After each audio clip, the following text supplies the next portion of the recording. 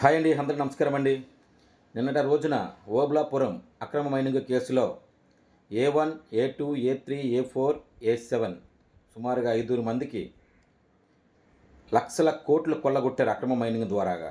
భారత ఆర్థిక వ్యవస్థపై దెబ్బ కొట్టారు కాబట్టే అవి చట్టరీత్యా నేరం కాబట్టి ఈరోజు వాళ్ళు పాపం పండి జైలుకి వెళ్ళడం జరిగింది.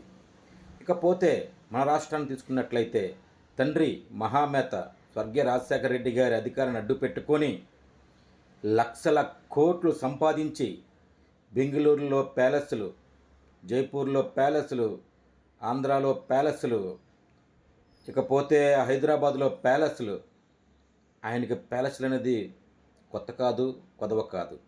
లక్షల కోట్ల ఆర్థిక వ్యవస్థను నాశనం చేసిన ఒకే ఒక్కడు, ఆయన పేరే జగన్ రెడ్డి. సుమారుగా 32 కేసుల్లో A1 ముద్దాయి, 11 CBI కేసుల్లో A1 ముద్దాయిగా ఉన్న బెయిల్పై తిరిగినప్పటికీ కూడా నిన్న ఏదైతే న్యాయం గెలిచిందో ఓబుళాపురం అక్రమ మైనింగ్ కేసులో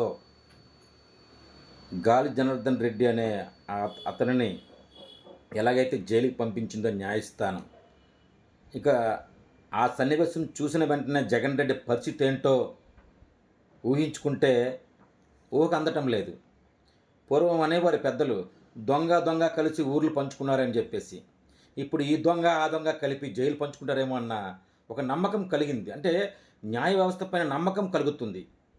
ఇలాంటి ఆర్థిక నేరాలకి స్వార్థపూరితమైన అధికారాలను అడ్డు పెట్టుకొని లక్షల కోట్లు కొల్లగొట్టి ప్రజాధనాన్ని నాశనం చేసిన ఇలాంటి వారికి ప్రజా జీవితంలో ఉండే హక్కు లేదు, స్వేచ్ఛ కూడా లేదు. ఇలాంటి వారికి జైలే శరణ్యం.